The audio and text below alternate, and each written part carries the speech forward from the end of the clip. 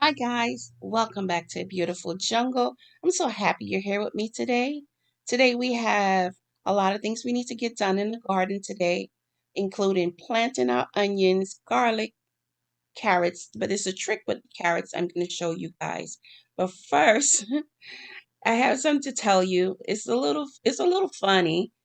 My husband, he got me a Valentine's Day gift, which was a camera to record my videos on, and I forgot to turn the mic on. Usually I record with my phone, so it's a little learning curve for me right now. So the audio is going to be a bit off, but we're going to have fun and we're going to learn a lot today. So let's get into it. First up, let's talk about hardening off my cool weather plants. And these are my brassicas. They have been growing inside the home. I planted them on January 30th, transplanted on February 10th. So I have them outside and they are under a shaded area and hardening off. If you're not familiar with this is getting your plants used to the outdoor temperatures, your seedlings, your starts to the outdoor temperature, so that will prevent them from having transplant shock. So you're gradually, on the first day, you're starting to place them on the shaded area for a few hours, and each day you will increase the amount of time that they spend outside and gradually let them into sunlight. And by the end of a week, they should be able to stay overnight. What I am doing is this is new because I did give my plants some fish fertilizer, and do not give your plants fish fertilizer in your home.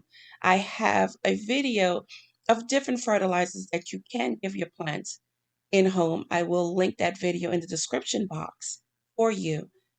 I put the humidity dome on them at night. It's deep enough that it's not going to touch the leaves. And if it happens to drop below the temperature and they get that frostbite on them, and they do have vents that you can vent them as well. So in the morning, I will take it off.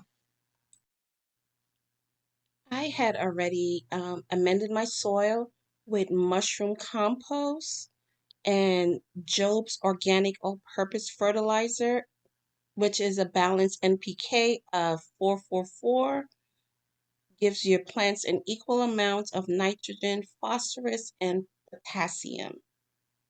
And I added in some alfalfa pellets, which is a great source of nitrogen and trace minerals and natural growth hormones. And in each hole, I put mycorrhizal inside of it, fungi inside of each hole, just a little bit. You don't need a lot. This will help the plant to absorb nutrients more efficiently. Mycorrhizal fungi forms a partnership with the plant's roots and improves the ability to take up water, nutrients. Now let's talk about the onions that I'm planting today. These are onions I purchased from Dixondale Farms, and I've only purchased onion starts from Dixondale Farms. And this is their short day sample, which consists of the 1015 Texas Super Sweet, Texas Early White, and Red Creole.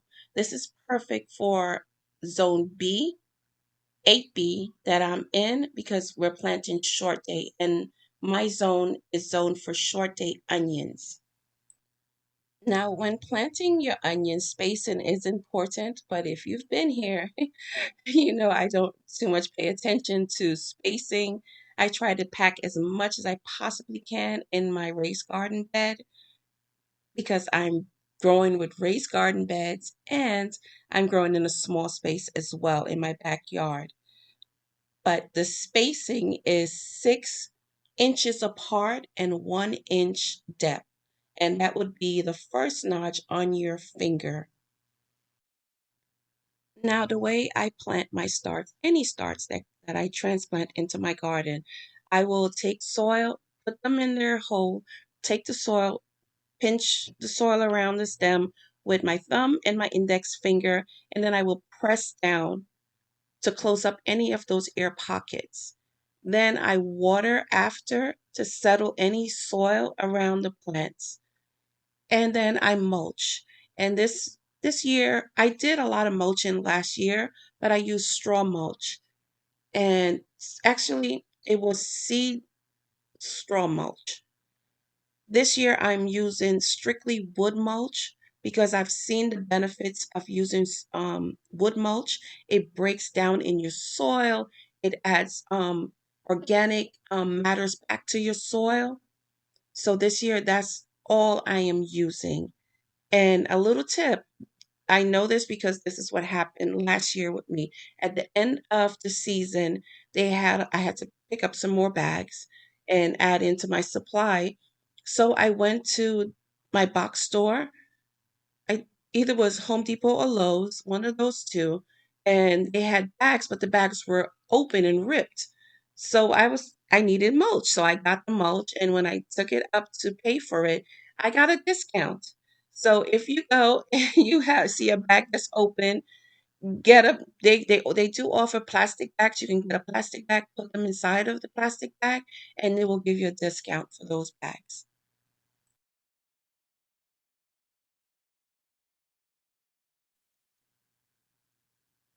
Let's talk garlic. These are the garlic bulbs that I harvest from my 2024 garlic crop. I'm getting them into the ground for this year's harvest. If you're wondering when is the best time to plant garlic, well, in zone 8B that I am in, we usually plant in the fall around October or November. My usual date is December 1st, but don't worry. If you miss your window, you can still plant them now as long as the ground isn't frozen. Garlic is one of my easy plants. I would put that in the category of easy plants that beginners can do. You just have to know which garlic in your zone works. And these are hardneck, and hardneck usually does not work in zone 8B. But I put my hardneck into the refrigerator prior to planting them out. And that's where I had my elephant garlic and my hardneck. And those are the varieties that I'm planting out today. So what you want to do with your cloves is you put them 2 inches deep. I usually go about the as big as the garlic is, and you put the pointy side up, place them about 6 inches apart. Again, with this bed, I also amended it with mushroom compost, and I put some mycorrhizin into each hole. And also I used my alfalfa pellet and the Job's organic all-purpose fertilizer. It's important that you leave the papery skin that comes on the garlic, the outer skin.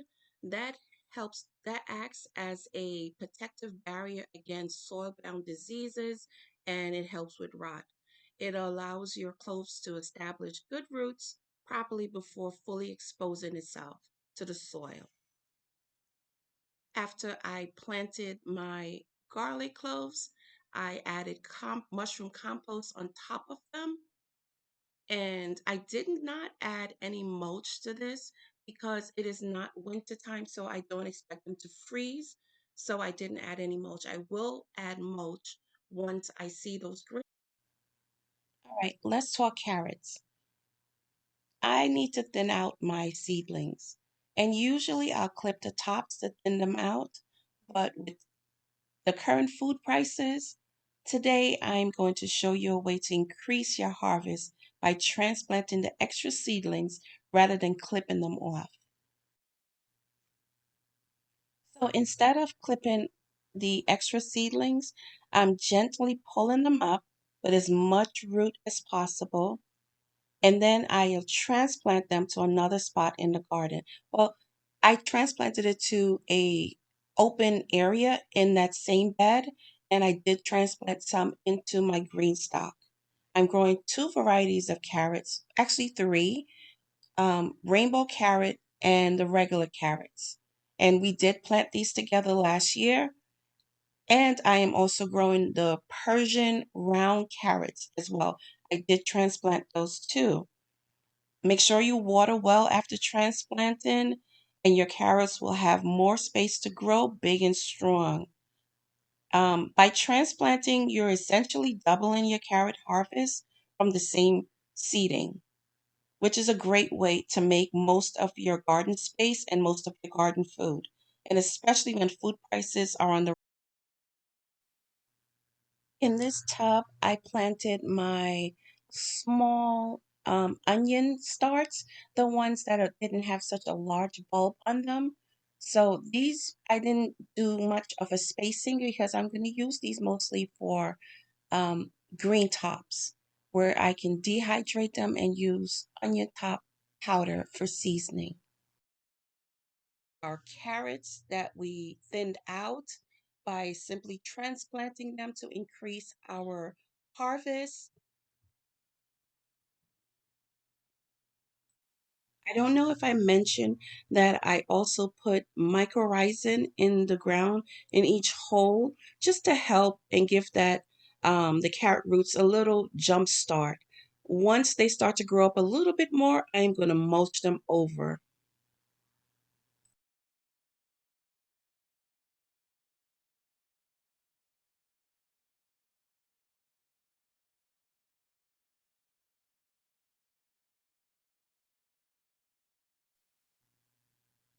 Here's a look at the other onion beds.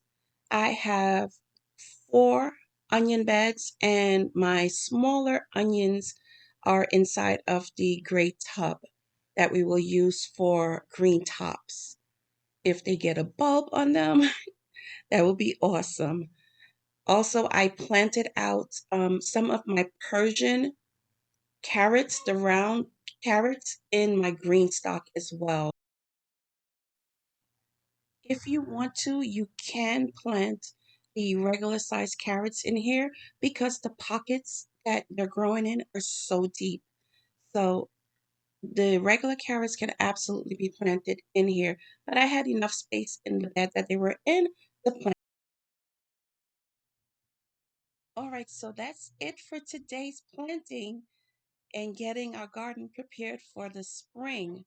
Thank you so much for hanging out with me in the garden. I hope you found these tips helpful. Don't forget to like, subscribe, and drop a comment.